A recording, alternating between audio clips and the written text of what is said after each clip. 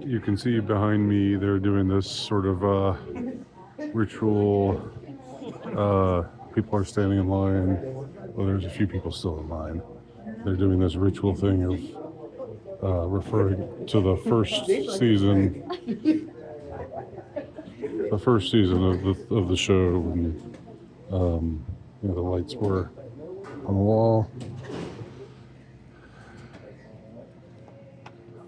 Oh, there's somebody posing in front of the thing, just as a special moment, memento.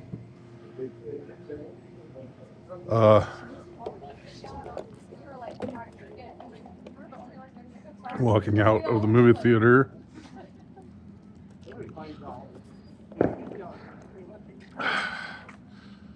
Hearing some fireworks going off. Even though it's not quite the new year yet on the East Coast. Nearly is. About an hour and 50 minutes away. About an hour and 10 minutes away.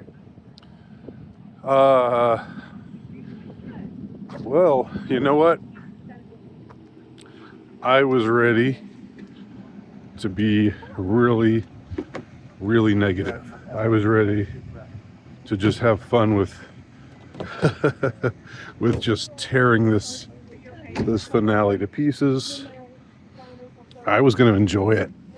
I was going to spoil things, I was going to say, spoil things, but it's not like everyone else can watch it now. If you've got Netflix, you can watch it. But you know what? That was really good. That was really good. And I don't want to spoil it. I don't wish to spoil it.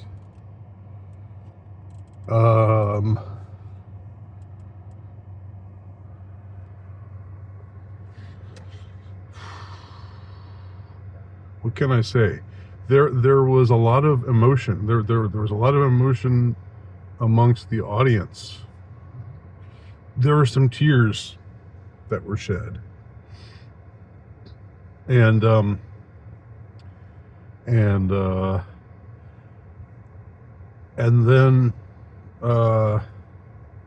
there were more tears because the tears were first over a loss, and then they were over the hope that maybe the loss wasn't actually a loss. But they're, I don't want to.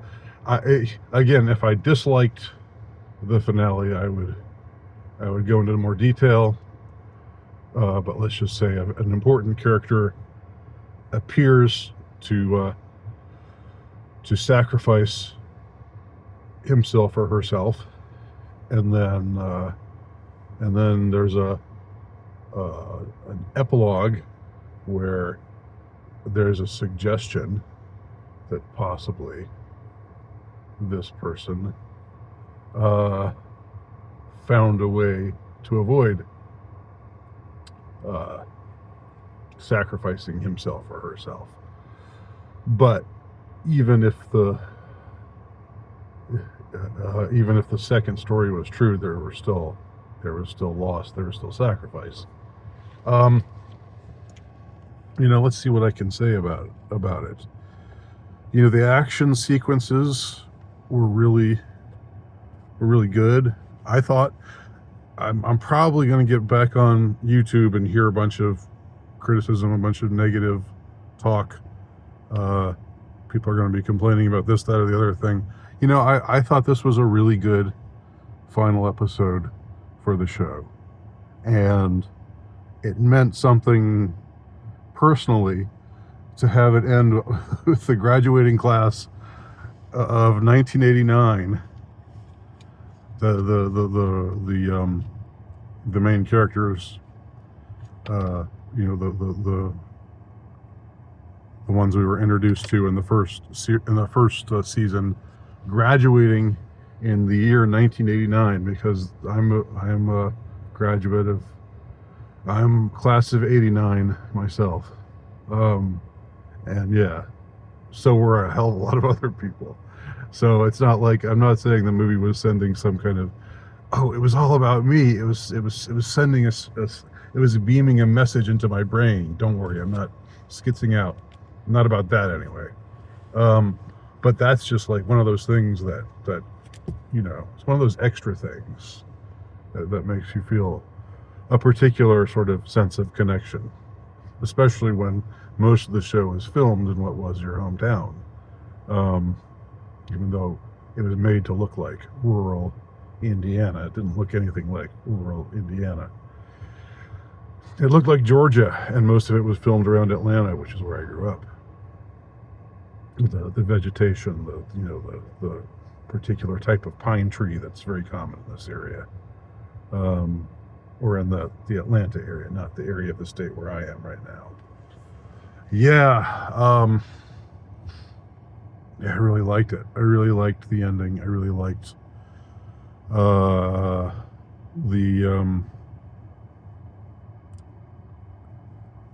I mean, there were maybe for criticism, there were maybe sometimes where there could have been, where there were a little there were heart-to-heart talks that were a little contrived.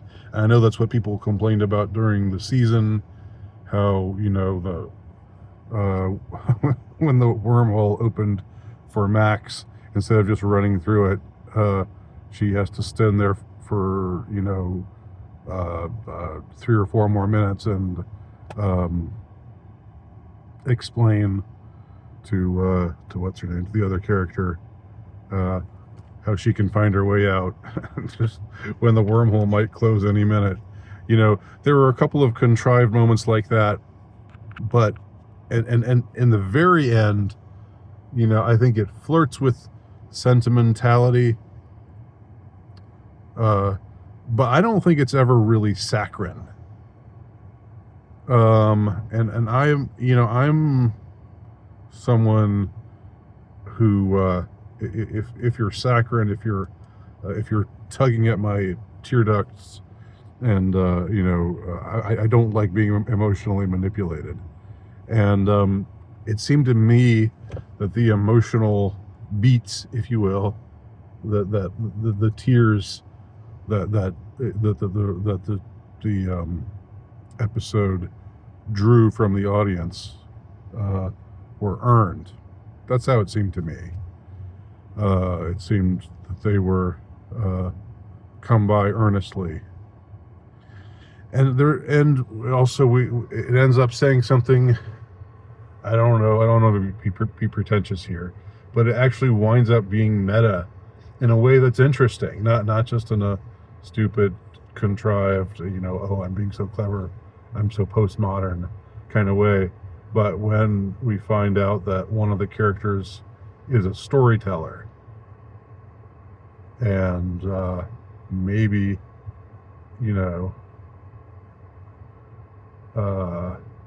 maybe he knows the truth, or maybe he's created this story,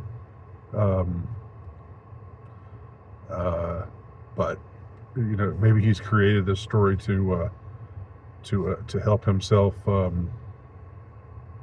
get through things, but we all, those of us who are here, those of us who feel we're put here to tell stories, and hell, we're all we were storytelling creatures.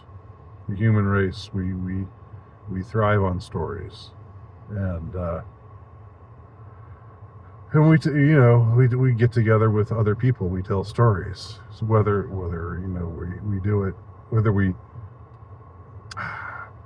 flatter ourselves in thinking that we could do it professionally or not. So it ends up saying ultimately something about the telling of stories, and again does it in a way that's myth building, that's not deconstructing, that's not like not just minimizing. There's a word I'm trying to think of. That's not oversimplifying or saying, you know, nothing really we really believe is actually real, and or any of that crap, any of that, you know, deconstructionist postmodernist crap. So that's just what I'm going to end with. I really liked it. Probably everybody else on the internet is complaining about it, but this is my honest reaction coming out of the movie theater, seeing the final episode of what will probably be the final show, the final franchise that unites all of America, as I've said before. Maybe I'll say more in the near future, but I'm not going to spoil anything, because if this doesn't interest you, then that's fine. If this doesn't interest you, then you're probably not even watching this. If it does interest you, I encourage you to watch the final episode for yourself. And I don't think you'll be disappointed. Although maybe I'll be wrong. I don't know. But if you have seen it yourself, tell me what you think. Thanks for